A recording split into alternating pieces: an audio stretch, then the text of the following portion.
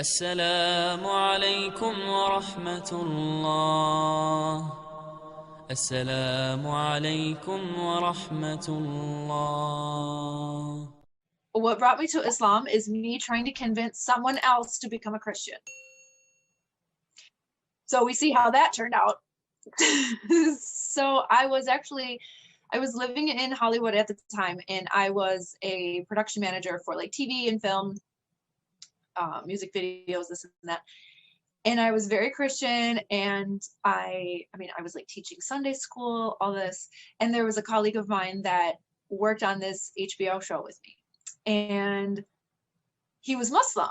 And I was trying to convince him that he should come to church with me so he could, see the truth, of course. And yeah, and he was like, thank you, but I'm not at all interested in that. And I said, well, who cares? It's like, you're not signing a contract for life. Like, just come to church one time. It's like an hour on a Sunday. Like, it's not going to kill you. If you don't like it, don't go back. And he was like, yeah, no, I'm not going to do that. And so I was like, what the heck? What has him so stuck on his religion that he won't even come for an hour? Like, oh, is your religion that cool? You can't like hang out for an hour? No. So I said, all right, listen, I have a Bible and I can quote Bible verses to you all day long, but it doesn't affect you because it's not your book. It's not your verses. It's not your scripture. What do you care? Okay, fine. Give me your book. Give me this Quran or whatever it is that you're reading, your moon and stars worshiping book. And I said, let me read that. And then I'm going to use your text against you to prove to you why none of this makes sense. And this is why you should be Christian. That did not go as planned. And soon after, I found myself in a mosque by myself, wandering in with like jeans, ripped jeans, a V-neck t-shirt, flip-flops. And the guy was like, whoa, Assalamu alaikum, sister. Let's get a scarf on you if you want a tour. So I was like, okay. And before I knew it, I was just blown away by the truth of this book that I was supposed to be using for research only. And pretty soon I was like, I think I know what I need to do. And this is hilarious because I've always thought Muslims are crazy people. I'm just brainwashed by the news here. And, I didn't know anything about it. I thought they were just doing some like ritual stuff and blah, blah, blah. I didn't know what was going on. And so when I start reading the Quran, I see all these questions that I've had in Christianity for so long. All of them were answered. And I'm like, wait a minute. You guys know about Adam and Eve? You guys know Moses too? What? These are our guys. I'm Christian. These are our dudes. Like, why are you like, you should know about this. How do you guys know? Well, I didn't realize how similar Islam is to Christianity. And I'm thankful that I knew as much as I did, because otherwise, had I not known those stories, I would have probably been a little hesitant.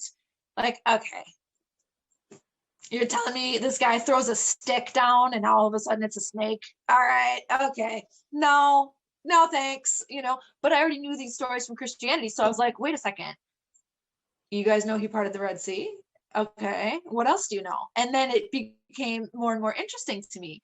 So after a while, I was just like inseparable with the Quran. I was just walking around everywhere. Like, I remember just walking all over LA, just walking like a crazed woman, maniac, with a big backpack on and my little Quran that was like this big. And I'm walking and I'm not even paying attention. I'm just reading. I'm flipping pages and I'm walking and I'm walking. I'm just trying to absorb every word. And then I was like, that's it. I gotta go. I gotta move. I gotta get out of here. I can't be here.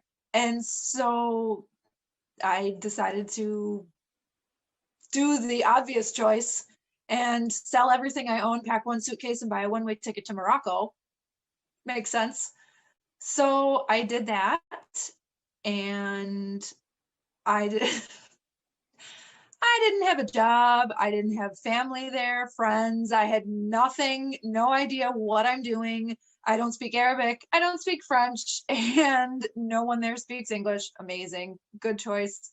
I didn't really know what was going to happen, but I knew that I needed to make hijrah because I'm living in LA, and it's like, I'm like cruising Sunset Boulevard at night, like hanging with celebrities and living this like glamorous life that everyone wants that I could care less about.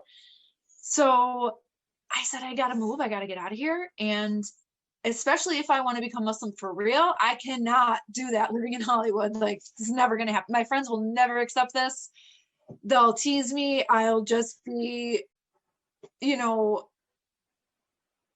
just a pile of nothing, because everybody's going to be like, okay, what are you, some wannabe Arab? Okay, you're Muslim, whatever, let's go out.